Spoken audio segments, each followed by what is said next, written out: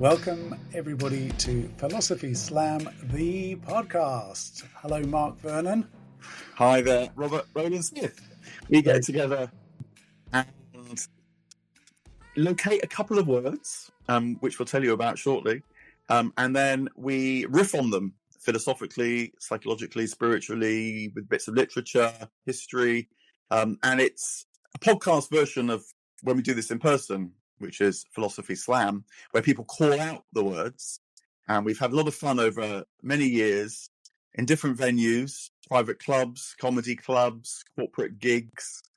It entertains, it helps expand people's perception of things, we hope, and indeed ours. But Philosophy Slam, the podcast, is when we get together and we find a couple of words and then use the resonance between the two sometimes, or maybe not, to explore things for about 20 minutes or so. So, Robert, you have been at one of our favourite sources of words, the Internet Matrix and a random word generator. I have, and I should say, actually, if people are interested, we've just come this morning from recording another random couple of words. The words were Barfield and Tolkien, because one of our guilty pleasures, well, actually not so guilty, but, Mark is an expert in all sorts of things, but Owen Barfield, one of the Inklings, and obviously Tolkien, one of the Inklings. So we've already been combining, haven't we, Tolkien and Barfield. But today, yes, I went on the old internet and Random Word Generator produced the first word for us, which was cry, C-R-Y. And the second word was stroll, S-T-R-O-L-L, stroll. Both of which, I just occurred to me, are both verbs and nouns, actually, in both cases. So I've got a few things already ticking away. I wonder if you have too, Mark. Shall I have. The psychotherapist in me has responded in certain ways to those words. But are you ready to launch into cry and stroll? I will. Let me have a go with, stroll. Automatically, I thought of Walter Benjamin's famous work on the stroller, the flaneur, the person in Paris who goes around the arcades, who's a sort of a figure of modernism. I'll come back to him. And there may be a connection, actually, between strolling and crying. Actually, if you've been a parent, you know that having a stroller, which is the American word for a pram, and crying go all too closely together. But anyway, maybe that's not what I'll come back to. Anyway, cry. There is, in one of the eclogues, Virgil's eclogues, there is a famous line to do with crying, tears, which remains to this day almost untranslatable, and there are lots of different ways of translating it. The Latin is, now I probably need to Google it to check it exactly, but the Latin is something like lacrimae rerum sunt. And now, apologies to the Latin scholars out there if I haven't quite got my declensions and nominatives and derivatives and gerundives correct there, but something like lacrimae rerum sunt. Now, lacrimae is where we get one of my favorite words in English, actually, lachrymose, which means tearful. And a lachrymose song, for example, would be something that induces tears. And the most famous lacrimae was a series of songs by John Dowland, who is a contemporary of William Shakespeare and wrote songs for the lute. So lute plus voice, sort of singer-songwriter of his day, I suppose. And the lacrimae was a series of mournful, plaintive, lachrymose, tearful songs. So happy and sad. These were sad songs. So the word lachrymose comes to us as crying from the Latin lachrymose, lacrimae. And in Virgil, in the eclogues, I don't remember which eclogue it was. I think it's the fourth eclogue, but I could be wrong. There is this phrase, lacrimae rerum sunt. Anyway, I once nearly wrote an article about the phrase, even though I'm not a Latin scholar. It sometimes gets translated as there are tears for things, or there are tears at the world, or the world weeps. I mean, there are various, and there are plenty of other sort of goes at this. And it's one of the most mysterious phrases in in the whole of Virgil, and this is one of the reasons it stuck, I like the idea that somehow the world cries, and the world cries at things, which is probably one of the more poetic translations. And the reason I like it is because it seems to suggest that the things of the world, possibly including human things, are capable of emotion, and maybe the world itself is capable of emotion. And we also have this phrase in Milton, all creation wept, which happens after Eve succumbs to the temptation of the serpent in the Garden of Eden. All creation wept, which may or may not be a reference back to Virgil. I mean, knowing Milton, such an elusive mind may well be. But although we think of crying as being a personal emotion, and you mentioned psychotherapy straight away there, Mark, and I'm sure you've had many a client crying in your consulting room or surgery or whatever you call it. The idea that crying could be something that the world does, I find quite mystical and poetic, and that the world at certain times might actually be in a state of mourning, largely because of the actions of human beings who are either perpetrating war upon one another or perhaps perpetrating harm upon the earth itself in what today we might call the ecocide. And, anybody who's interested in climate change and so on will be all too aware that the earth at the moment, the world as earth at least, may well be crying with the various things that are occurring to it. I mean, I'm recording this from North Oxfordshire, and we're all up in arms as complete NIMBYs here for all the local planning and roadworks and new structures that are going to be put in place around here. And it does feel like it's a bit of a wounding of the earth, and that the earth might actually be weeping a little bit as a result of this. Anyway, that's my very poetic extrapolation on this phrase in which I probably misremembered in Virgil, lacrimae rerum sunt. So that's my first opening, Mark. That's very, well, it's funny. I was going to say it's very beautiful, and it's intriguing that idea of crying should somehow be beautiful.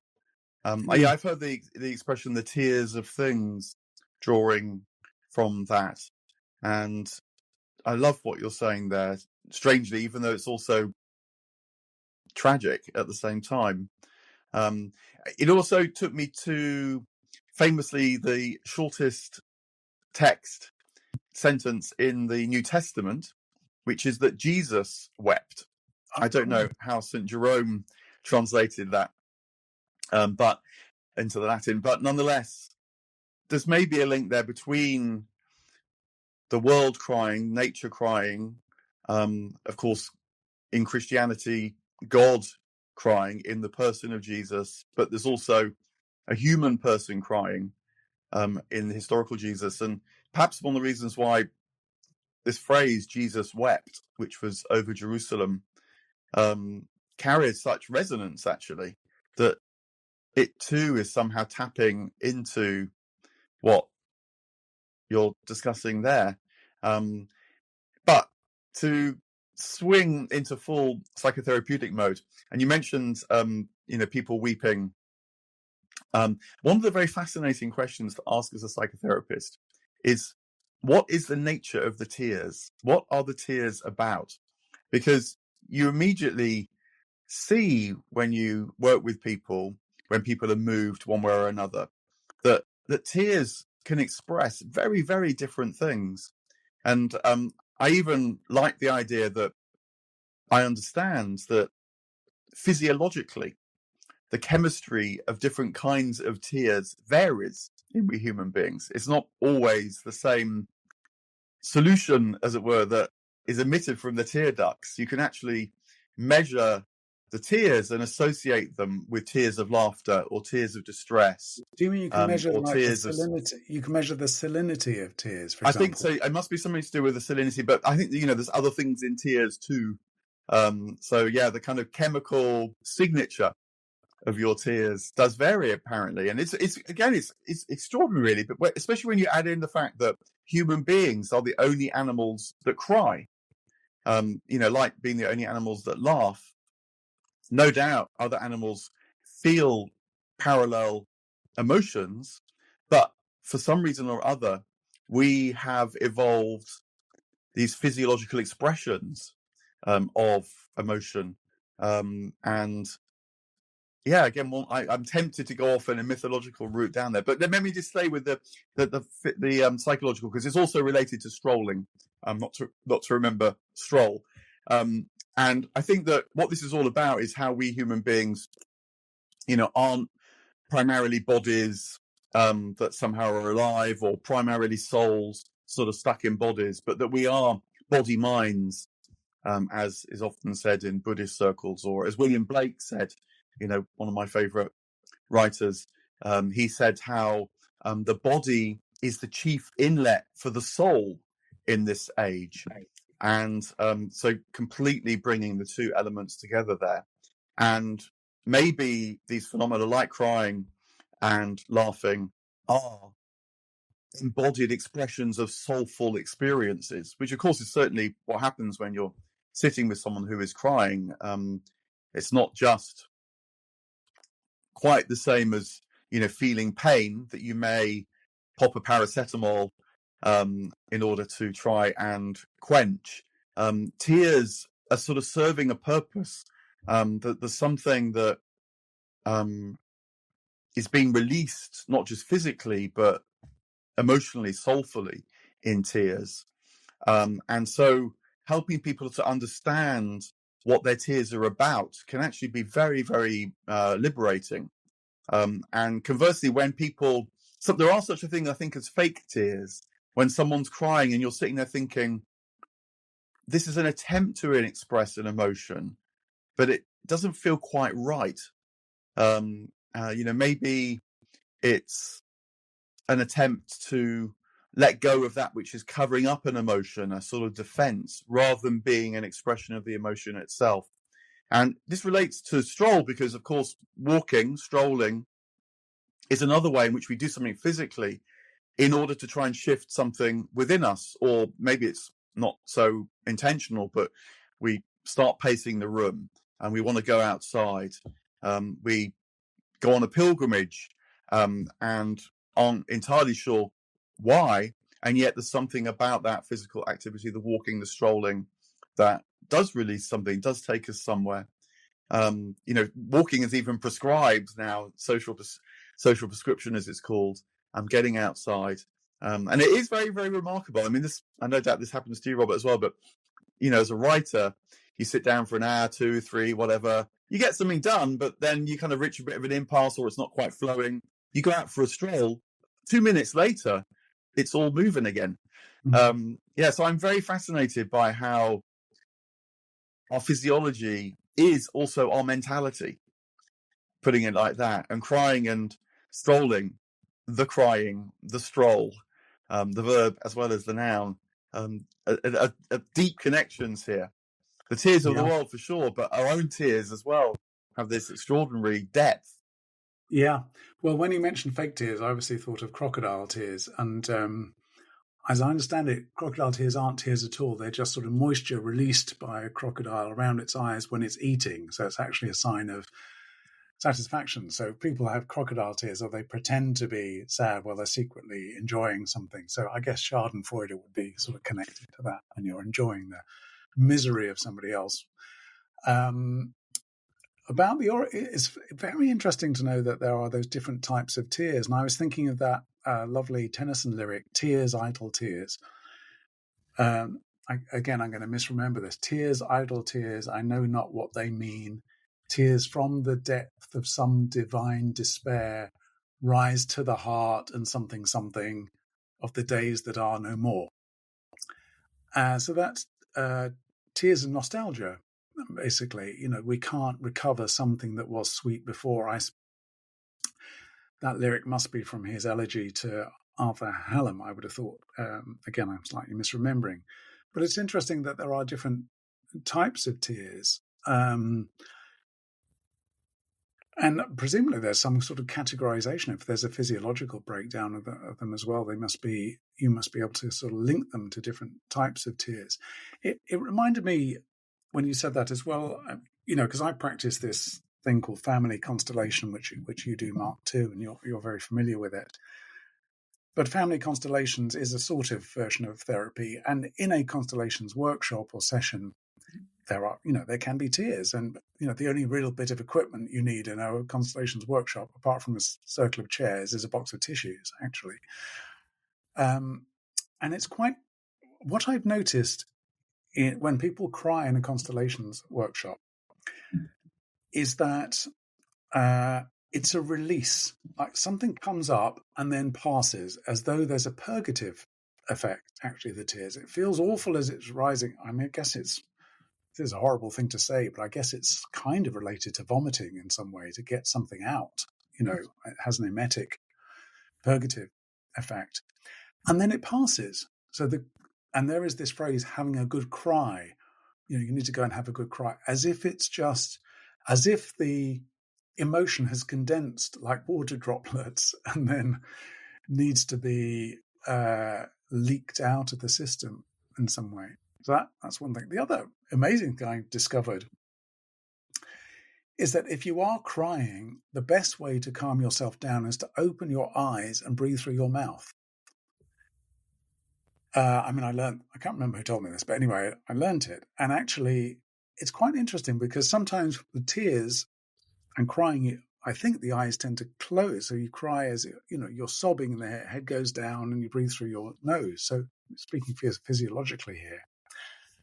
And I've used this in Constellations workshop where I say to people who are overcome by tears, open your eyes and breathe through the mouth.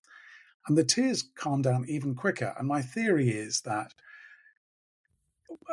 most of the cause of crying comes from inside the head. Basically, it's an idea or a thought, which then creates the feeling. But when you open the eyes, you're then back in connection with the real world, and that sort of calms it down. And I think something similar goes on with breathing through the mouth rather than the nose, because basically the mouth is a larger aperture, so there's more oxygen that can go in and out. So the whole thing is less contained, basically. So anyway, I like that. I mean, giving it the slightly esoteric angle as well. I wonder, opening the eyes puts you in contact with the world more clearly. Opening the mouth does too.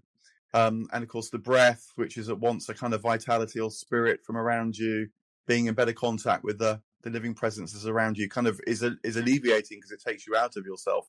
Whereas when you've closed the apertures, the chief endlets for the soul in this age, to nod to Blake again, you've closed in on yourself. So, like you're saying, it comes from within yourself.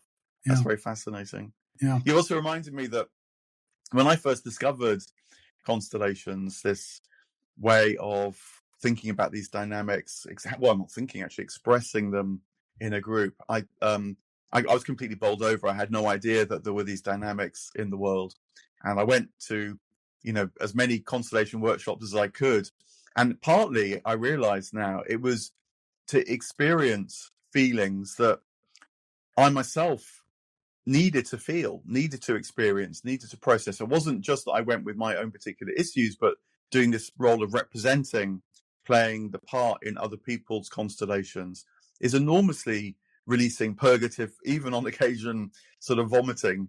And I remember one of the very brilliant constellators that both you and I have been influenced by, Judith Hemming. She came up to me after one workshop and she said, "Did you go to boarding school?" And I said, "Well, yes, I did." And she said, "Yes, I've seen that before, that boarding school boys who have had to shut down a lot of emotion in order to survive in these environments, discover these kind of workshops, and then go on a whole journey of emotional expression, as it were, making up for lost time." And so that sort of sense of release, I felt that not just over one particular feeling, if you like, but almost a whole period of my life was released in that way, and tears would have been part of that. Rather than being an expression of something that would have left you vulnerable in that kind of environment, there they're of great benefit to others as well as you. There's something rather Yeah. wonderful about that kind of emotional expression in these kind of contexts. Yeah. Well, let me make the link back again to strolling. As I said at the beginning, of one of the first things I thought of was the cry of the baby, which is one of the most common forms of human crying, and strolling, because, we put the baby in the stroller and take them for a stroll in order to calm down the crying. And, I've had three daughters and three children, and, I can remember those nights and days, actually, of crying and just how stressful it is. And even now, if I'm coming back late from something or whatever, I will occasionally see usually a dad out at, midnight or something with a baby in a pram, just trying to get the blasted creature to fall asleep because they're crying, And although we think of strolling as a leisure activity, a stroll in the park kind of thing, I think those people who haven't had young babies don't realize actually that a stroll with a baby in a pushchair is often the very opposite of a kind of leisure activity, because all you're really hoping for is that the crying stops and they fall back to sleep. So the stroll is a sort of disguise there. But nevertheless, the stroll is supposed to be that which will settle you. And like you said, going for a walk can produce an answer that you might not have otherwise produced. And it does, I mentioned Walter Benjamin at the beginning because one of the many aspects of strolling which Benjamin speaks about, and the rise of strolling in the 19th century, is that it's related to leisure and to capitalism. Because, of course, if you're out for a stroll, you have the leisure and the money to be able to do that. You're not at work. And there is the middle classes in every history book are always rising, but they were also rising in the 19th century in Paris, which Walter Benjamin calls the capital of the 19th century. And particularly the arcades. So arcades are basically covered alleyways or walkways where they'd have glazed shop fronts where various goods, artifacts, and so on could be purchased. And Benjamin talks about this experience and the idea of literally experience, and that really ideas are produced through experience in the outside world. He was also sort of working in parallel to Charles Baudelaire as well, who was sort of writing similarly there. And that we have the world of things and objects that we can purchase that sort of furnish the mind in some way. So this is like the idea of the grand tour taken home. So you're no longer going off on a tour of the world, but nevertheless, there's a sort of empire of objects available to you within the city. And the city is that which brings them together for you to stroll past and admire and see yourself maybe in the shop windows. So there's an element of narcissism there too in the idea of the strolling and the flaneur. But the flaneur is also something of a poetic character, because he is able sort of to transmute those passing fancies into kind of beautiful thoughts and baubles for the imagination for him to reflect on in some way. Sort of the opposite of crying. It's a soothing effect, and one of the soothing effects of capitalism, which is shopping. And we talk about retail therapy, don't we? Which is quite an interesting thing, because, you think of actual therapy, psychotherapy, a place where you go and cry, basically. And you think of retail therapy as a place where you go and make yourself feel better afterwards, take a stroll to the shops, That's wonderful. You remind me of a final thought from me of Adam Smith writing about London in the 18th century. Maybe London was the capital of the 18th century. The early days of consumerism, and he noticed that people were wearing larger and larger coats when they went out for their strolls. And he was rather bemused by this. It wasn't like the weather was getting any colder. And then he realized that a larger coat has more pockets within which you can place your baubles in order to display them to show your social status. And so there's a whole thing about strolling and status, no doubt, as well. Maybe the more narcissistic element. You could get out your snuff box, you get out your pocket watch, you could get out all the artifacts that showed you were a success in this emerging consumer capitalist age. Hey, look, we've come a long way. There's been the wonderful where you started these things, actually. I'm going to remember that. The tears of things, the world crying. That's a tremendous thought, actually. And then we've thought about dads at midnight strolling the streets, trying to get the baby to sleep as well. As ever, Robert, directions I had not anticipated. But thank you so much.